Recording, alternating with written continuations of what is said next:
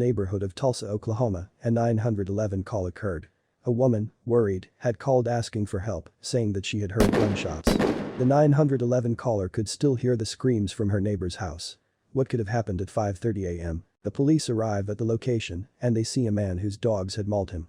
They rush the man to the hospital, but unfortunately, he couldn't make it. They have no idea what could have happened. But a 25-year veteran of Tulsa PD veteran, Detective Reggie Warren, will lead the investigation and try his best to enlighten the case. He arrives at the crime scene and gets informed about the victim's name. The victim was a 26-year-old man named Curtis Wickham Jr. The victim was born and raised in Tulsa. He attended Berry Hill High School and planned to work with his dad. The victim leaves behind a huge family, his mother, stepfather, 5 siblings, and 2 step-siblings. Detective Rob McCoy was there too and informed the team that 3 dogs were inside the house where the victim was found. The dogs were named Rosie, Boomer, and Summer. While the team was searching around the crime scene, the dogs were being held in the car, barking. The team got informed that the victim was the ex-boyfriend of the house owner. But the victim's ex-girlfriend had a new boyfriend, Benjamin, who was there too. He was the owner of the dogs. The new boyfriend of the homeowner had put the dogs in the car where the police had arrived. The house owner and her boyfriend will be taken to the headquarters so the team can know more about what had happened. Some of the detectives said that the victim and the female he was with were trying to break into the house.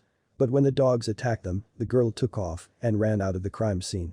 Now, the team has to find this girl. Since the team knew a bit about the persons involved in this crime, now it was time to look for clues around the house. There was blood everywhere. There was a blood trail stretching from the front door to the road. In the yard of the house, the detectives found pieces of clothing. There was a shoe. The dogs must have ripped all of the victim's clothes. The detectives also found something terrible, the ear of the victim. There was a TV too. Could it be possible that the victim was trying to steal it? We'll find out. But the weirdest thing about this case was that the 911 caller had said that she had heard a gunshot and that the gunshot came from the area of the house where the crime took place. So, the team thought if the woman heard a gunshot, there must be shell castings somewhere, but they couldn't find them just yet. The team decided to run the metal detector. As the team was running the metal detector, they found a shell casting out on the street. The team discovers a .22 caliber rifle on the road far from the house. The team can't know if the victim was the one that had been shot. But the team can't find out yet because the victim's body was so badly injured when the dogs attacked him and they have to wait to find out if he was shot when they do an autopsy. The team also has to find out who was the one who shot. When the team wanted to see the dogs, the dog owner refused, saying that he would not allow the team to get inside his car. But the team needs to search inside of that Benjamin's car. He seemed suspicious. The team decided to secure a search warrant to search Benjamin's car. They also called animal control, which will be taking custody of the dogs. Then, the team gets some good news. The officers got a tip that the victim's friend, who fled the crime scene, was hiding somewhere at a friend's house. The team got the location and they were ready to go and search for her, hoping that they would find her. But the rest of the team will talk to the 911 caller and find out more about the gunshot. The team wants to know if the dogs ate the victim to death or if someone shot him. But first, the team needs to talk to the most important people, in this case, the house owner, Champagne, and her boyfriend, Benjamin. Detective Reggie Warren gets back to the headquarters and decides to talk first to the victim's ex-girlfriend. The detective asked her if she was feeling better and she said that she had been better. Detective Reggie Warren asks her about who she is living with at the moment. She said that she has been living with her boyfriend, Benjamin. She began to tell her side of the story, saying that she was asleep when she heard someone banging at the door. She said she woke her boyfriend up, Benjamin, telling him that someone was at the door. She said that her boyfriend woke up and opened the door. When he opened the door, he saw that there was Curtis, the victim. She said that the victim hit Benjamin, but the dogs started attacking the victim. Then, she said that they tried to get the dogs after that. She said that Curtis, the victim, tried to get outside the house, running away from the dogs, but the dogs were following him. She said that the dogs were trying to protect her and her boyfriend. But the team doesn't believe this. It must be something more behind all of this. But the woman was swearing, saying that nothing else had happened. But no one comes to your house and tries to hit you unless they have a reason. The woman said she believed that the victim was at her house because he accused her boyfriend, Benjamin, of stealing his cell phone. But the woman was saying that they didn't have the victim's phone. The detectives asked her about the relationship that she had with the victim. She said that they had broken up for a month and that she didn't have big feelings for him. But she said that her daughter liked him. Detective Reggie Warren asks the woman if there is a gun inside the house. The woman was saying that she didn't have a gun. But she admitted that she heard the gunshot, but she said that the gunshot was far from her house. Saying that it wasn't inside her house. She said that her neighbor had shot the gun off. The woman said that she tried her best, hitting the dogs, to get the dogs away from Curtis. The detectives asked her about the dogs. But she said that the dogs were good and never did anything to them or their daughter. Detective Reggie Warren asks her if her daughter has seen this whole crime scene. She says yes. The team believes that that little girl is probably traumatized and needs help from professionals. After some hours into the investigation, the team gets a message. The patrol had tracked Curtis's female friend who had fled from the scene and had taken her into custody. The team put her in the interview room and started to ask her some questions. She is a witness. She was there. The team is curious to know what had happened. She says that she was at a friend's house early that morning, which happened to be just some block away from where Curtis was killed. She says that Curtis walked into the house and told her that he needed to use her cell phone. The woman agreed to give him her phone but was curious and asked Curtis where he had his phone. Curtis had told her that somebody had taken his phone. Curtis had said that Champagne and Benjamin had taken his phone. The victim had told her that Benjamin chased him from Champagne's house yesterday and he left his phone behind. The woman wanted to help Curtis and said to the victim if he wanted to go together and take the phone. The woman said that Champagne was her friend and she thought that she would be able to take the phone without any issues. Then, that's what they do. She and Curtis walk down to her house and knock on the door. But Benjamin answered the door and was angry. She said that Benjamin immediately hit Curtis and they started fighting. The detectives wanted to know if Curtis had said anything to Benjamin that could piss him off, but she said that the only thing that he had said was that he needed his phone back. But the woman said that Curtis was winning the fight. Curtis was beating Benjamin. Then, Champagne starts hitting on Curtis too. The woman said that she didn't know what to do. She was looking out for the dogs. Then, the woman said that Benjamin and Curtis began not to fight anymore and decided to leave. She said that she and Curtis were walking towards the yard door. When all of a sudden, Benjamin told his dog to get Curtis. The dogs immediately ran to Curtis and bit him on his face. Nobody was helping him and nobody tried to get the dogs away. Curtis was crying and begging Benjamin to get the dogs. She said that the dogs attacked him for 10 minutes. Benjamin wasn't helping Curtis. He was grabbing him by the neck instead of grabbing the dogs. The woman said she was screaming, asking for help, but didn't want the dogs to attack her. But then she said that the neighbors told her that the police were on their way. Then, the neighbor shot the gun in the air because the dogs weren't letting Curtis go. Benjamin and Champagne didn't have a gun. The victim's friend was a big help to the team. Before the team asks Benjamin questions, they try to gather some information about him. The detective finds out that Benjamin Spence has prior convictions for burglary, assaulting a police officer, and felon in possession of a firearm. Benjamin was currently on federal probation.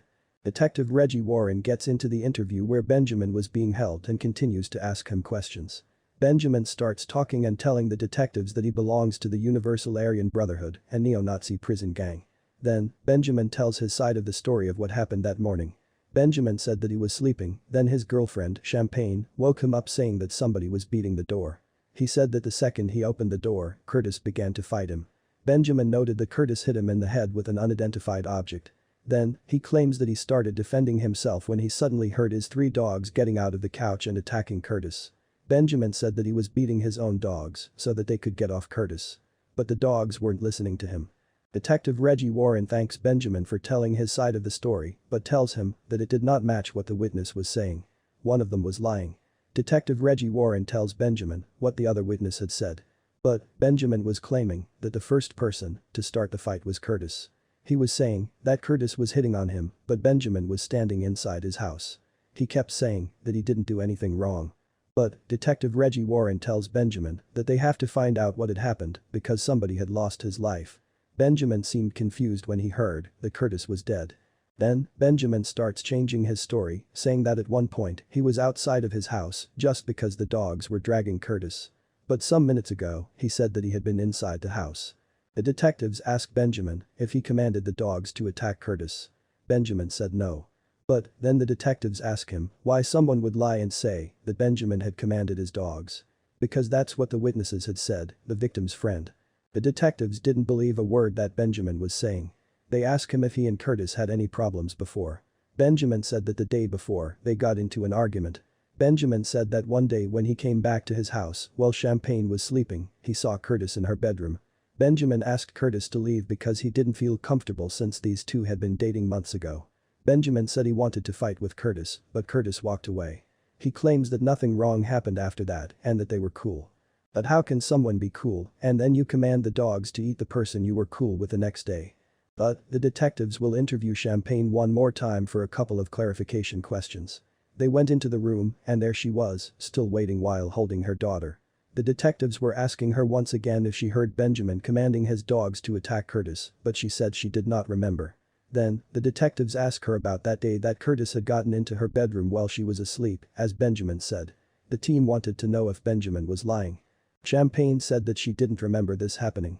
Since none of them said anything truthful, and since the stories didn't match, the team decided to call one of the assistant district attorneys and he'll decide whether or not somebody would go to jail. Or the team could let him loose and continue to work on the investigation. After some time of waiting for an answer, Detective Reggie Warren gets a call from the DA, and based on the information we have right now, they say that it's a unique case and that they are going to talk to some other DAs and see what they can do. Unfortunately, Benjamin needed to be released while the team waited to determine how the DA wanted to handle the case. But at least the team knows now that the victim wasn't shot. The only murder weapon was the dogs, but unfortunately, the dogs couldn't talk and say what had happened. Benjamin could have commanded them, but on the other hand, the dogs could have gone crazy from their instincts. The next day, Detective Reggie Warren gets a call from Animal Control, who are familiar with Benjamin's dogs. Apparently, his dogs always created problems. The day before the crime happened, officers were out there on these 3 dogs because these dogs scratched a kid and killed some next-door neighbor's chickens. The people that worked at Animal Control noticed that the dogs listened to whatever Benjamin said. He has total control of the dogs. While the team was waiting for the response of the DA to charge or not charge Benjamin with murder, they went and met with the victim's family. His mother said that Curtis was the type of person who loved life and was always smiling. His mother said that Curtis had gotten on the wrong path and that he had become a drug addict. The victim's mother and dad were sad over the news that their son had passed away, very tragic. Days had gone by and the team still couldn't give the victim's family the justice they deserved. But, suddenly, the team gets an email from Champagne saying that she wants to talk. So, she came to the headquarters again and was ready to speak. Detective Reggie Warren was more prepared than ever. Champagne started crying, saying that she wanted to talk because it didn't feel right and that she was scared. Champagne says that she had been crying for days. Champagne noted that she had no idea that Benjamin had taken Curtis's phone. Detective Reggie Warren asks Champagne if she has been communicating with Curtis. Champagne says yes. She says that she has texts with Curtis. The team thinks that Benjamin must have been jealous over Champagne and Curtis texting with each other and that's why he must have taken his phone. But this was not the matter. The team wants to know if Benjamin tried to get the dogs off Curtis at any point. Champagne said Benjamin began to talk to the dogs after it was too late after Curtis was almost dead. She said that Benjamin tried to pull Curtis inside the house and help him get away from the dogs. But then, Benjamin took the TV standing there and threw it at Curtis's face. Champagne said that she was shocked when she saw what Benjamin was doing. Curtis, at that point, wasn't moving and wasn't able to defend himself. Champagne said that she doesn't remember hearing Benjamin commanding the dogs to attack Curtis, but she saw Benjamin pointing to Curtis. She said the dogs weren't attacking Curtis until Benjamin pointed at him. She said that every time Benjamin points at something, the dogs listen to him, for example, when he wants the dog to get in the car. Champagne shows the team a text that Benjamin had written saying that he would stab Curtis in the face as soon as he came back. This text was days before the crime had happened. She said that Benjamin had always had problems with Curtis. Champagne always welcomed Curtis at her house whenever he was hungry or cold. Benjamin was jealous of this. She was crying, saying that watching Curtis die was the most challenging time of her life. He didn't deserve to die that way. Detective Reggie Warren typed all the information up and sent it to the district attorney. Luckily, they felt there was enough evidence to go ahead and issue a warrant for Benjamin. Benjamin will be charged with second-degree murder and assault with a deadly weapon. Now, the team needed to find where Benjamin was and arrest him. It had been 3 weeks of not being able to find Benjamin when suddenly the team got a call. Detective Brad Sharp was on his way to find Benjamin and arrest him. He says that Benjamin was on federal probation and he's always been difficult. The team goes to Benjamin's location and they find him. He puts his hands in the air and the team gets him inside the car. The team doesn't believe that it is necessary to interview Benjamin again.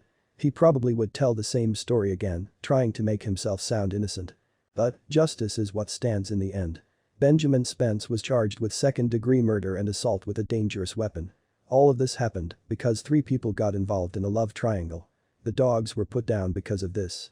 But the dogs are not the ones to blame. It's the owner.